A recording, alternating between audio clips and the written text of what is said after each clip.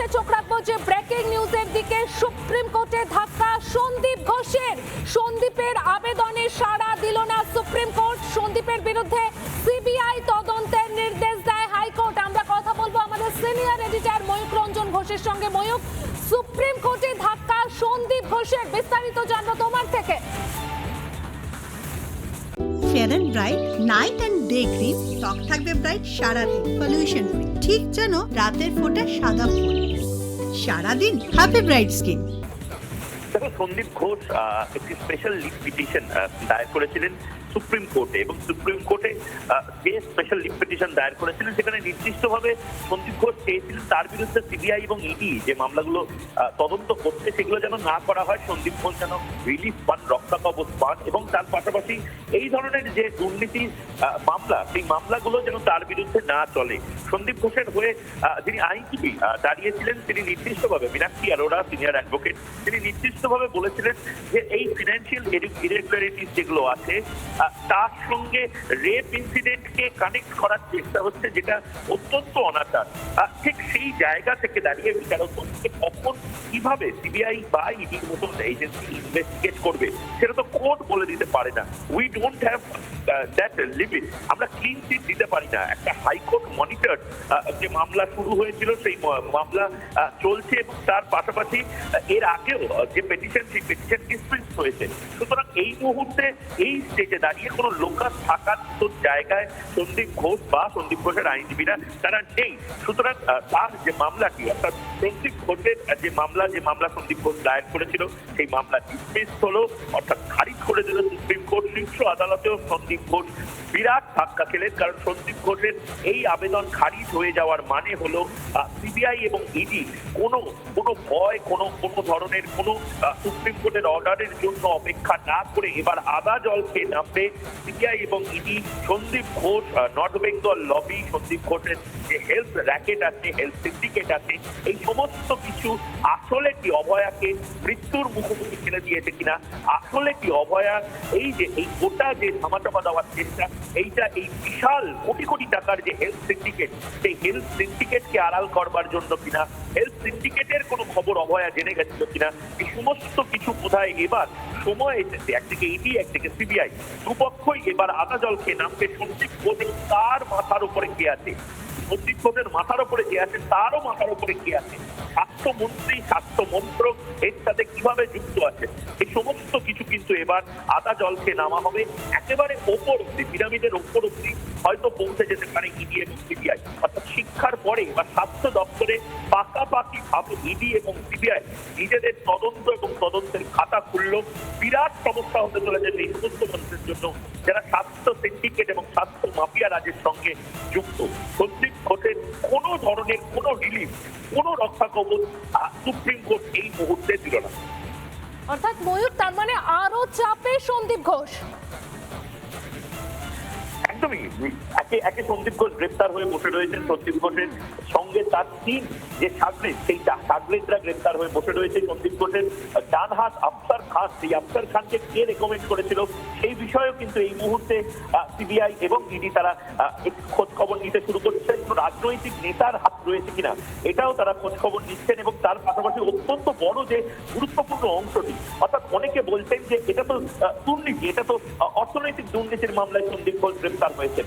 এক্ষেত্রে দাঁড়িয়ে সন্দীপ ঘোষও চেয়েছিলেন যে এটাকে লঘু করে দেখানোর, অর্থাৎ এটা অর্থনৈতিক দুর্নীতির মামলা, এই দুর্নীতির মামলার তদন্ত পরেও করা যায়, এখন তো প্রয়োজন ধর্ষণ এবং খুনের মামলার তদন্ত করা।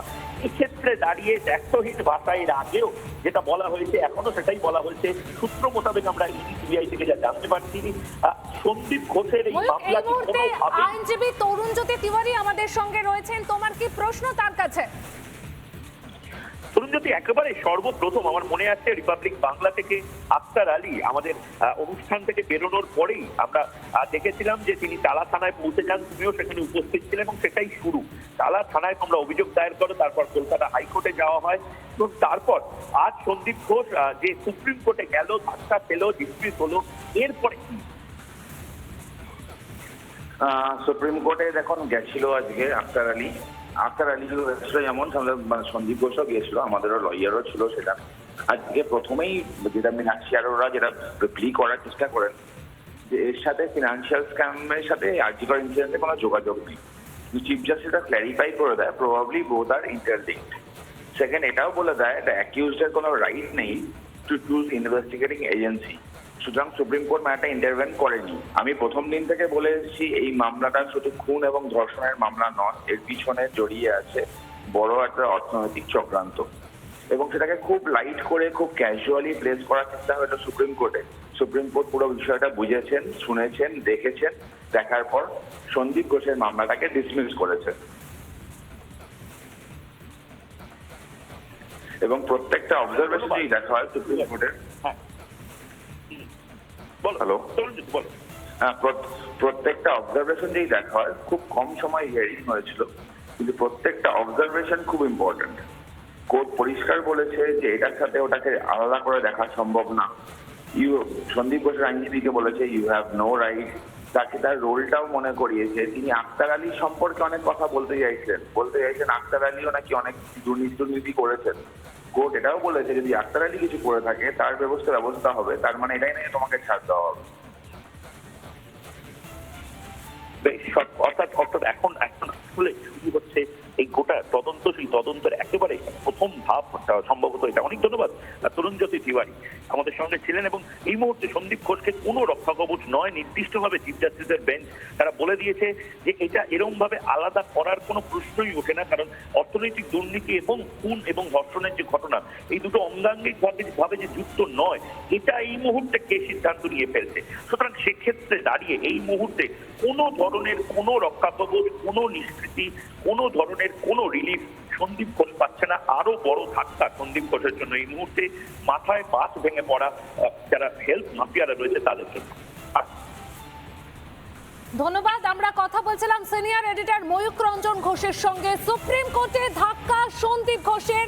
সন্দীপের আবেদনে সাড়া দিল না শীর্ষ আদালত। সন্দীপ ঘোষকে কোনো রকম রক্ষা কবচ নয়। সন্দীপ ঘোষের বিরুদ্ধে তদন্ত চালিয়ে যাবে সিবিআই, ইডি তাদের নিজের মতন করে।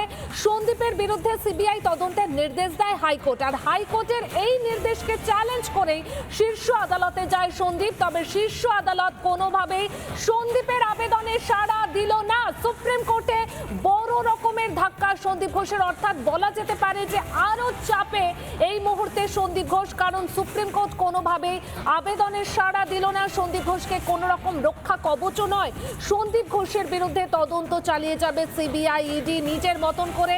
সন্দীপের বিরুদ্ধে সিবিআই তদন্তের নির্দেশ দেয় হাইকোর্ট, আর হাইকোর্টের নির্দেশকেই চ্যালেঞ্জ করে শীর্ষ আদালতে যায় সন্দীপ ঘোষ। এবং যে বিষয়টা প্রত্যেকটা দিনই একটার পর একটা কিন্তু তথ্য উঠে আসছে, যেখানে বারবার নাম জড়িয়ে যাচ্ছে এই আরজি করের প্রাক্তন অধ্যক্ষ সন্দীপ ঘোষের। অভয়া হত্যাকাণ্ডে তার কি ভূমিকা ছিল সেই নিয়ে যেমন প্রশ্ন উঠছে, ইতিমধ্যে কিন্তু আরজি করে আর্থিক দুর্নীতির ভুরি ভুরি অভিযোগ, আর সেই ভুরি ভুরি অভিযোগে জড়িত আরজি করে প্রাক্তন অধ্যক্ষ সন্দীপ ঘোষ। বিভিন্নভাবে তিনি বিভিন্ন সংস্থাকে বেআইনিভাবে বরাত পাইয়ে দিয়েছেন টেন্ডার না দেখেই, এমনটাও কিন্তু তথ্য উঠে এসেছে। এর পাশাপাশি আমরা দেখেছি আরজি করে কিভাবে বেআইনিভাবে বিভিন্ন ক্যাফে খোলা হয়েছে, সেই ছবিও আপনাদের সামনে আমরা তুলে ধরেছি। আর অন্যদিকে মর্গ, যেখানে যে সমস্ত দেহ শনাক্ত করা সম্ভব হয়নি, সেই সমস্ত দেহগুলোকেও কিভাবে বিক্রি করা হতো, সেই বিষয়টাও কিন্তু সামনে উঠে এসেছে। অর্থাৎ আরজি কর যে দুর্নীতির আঁতুড়ঘর, সে নিয়ে বলার আর কোনো অবকাশই নেই, কারণ আর প্রত্যেকটা ঘটনার পেছনে কিন্তু এই সন্দীপ ঘোষের নাম উঠে আসছে। আর এই মুহূর্তের সব থেকে বড় আপডেট, সুপ্রিম কোর্টে ধাক্কা সন্দীপ ঘোষের। সন্দীপের আবেদনে সাড়া দিল না শীর্ষ আদালত।